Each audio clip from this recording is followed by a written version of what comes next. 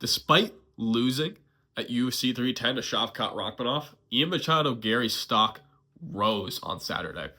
So he took that fight on short notice against the boogeyman of the division.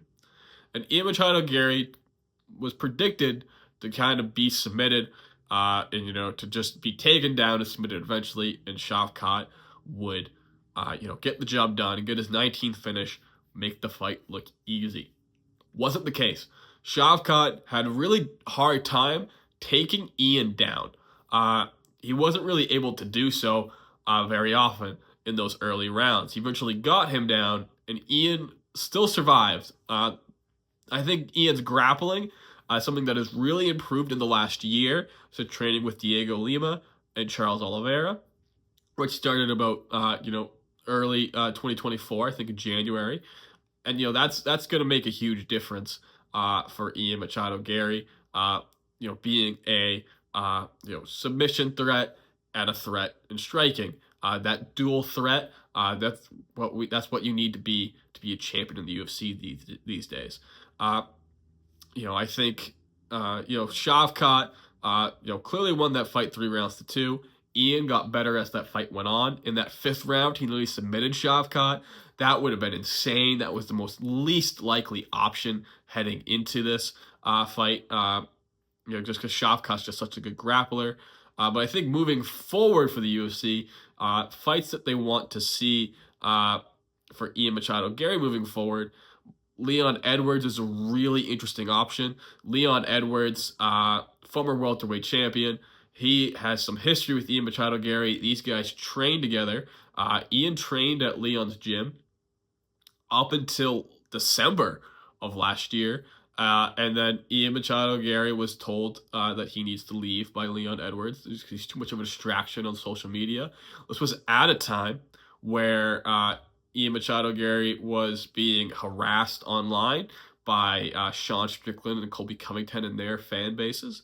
And that was really unfortunate and difficult time for Ian. And, Leon did not support him, and he kicked him out of the gym. Leon says those are for different reasons, but clearly there's some back and forth there. These two guys don't like each other. Leon's a former champion, huge name for Ian to potentially beat and have on his resume. And, I think, after that Shavkat showing, I think there's a better chance, or I think there's more hope that Ian wins that fight. I think on the feet, Leon Edwards is a great striker. He was just outstruck by Belal Muhammad because of the pace of Belal Muhammad. Grappling-wise, Belal Muhammad really exposed Leon Edwards' takedown defense. It's going to be a really interesting fight. I don't know how that one would play out. I think the thing that we would like to see from Ian moving forward, as Demetrius Johnson pointed out, is to just force the pace more. I think he's just kind of been too patient, and I think that cost him in the Shavkat fight, especially in the early rounds. But he has the skills. He has the striking skills. He has the submission skills, or those submission skills are increasing. That grappling has really, in the last year, has improved significantly. I think another fight for Ian could be Colby Covington. Colby Covington's facing Joaquin Buckley on Saturday.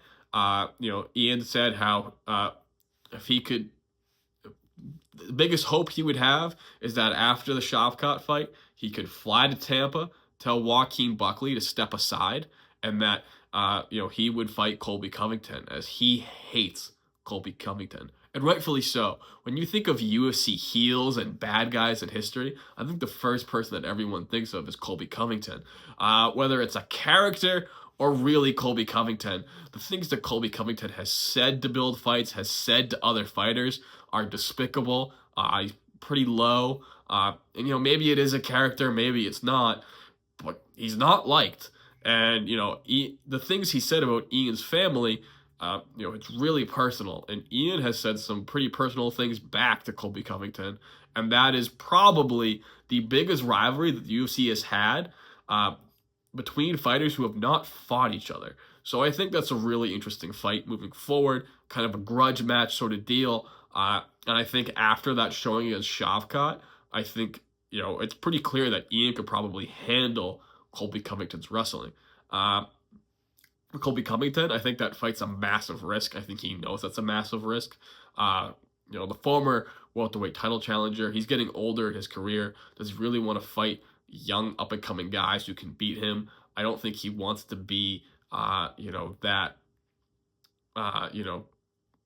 don't think he wants to be, a gatekeeper for the welterweight division for those younger guys, which he's going to be turning into after losing to Kamaru Usman, Leon Edwards. The top guys have beaten Colby Covington. He's lost 3 title shots. He's not going to get another one realistically. Joaquin Buckley is a tough opponent for him.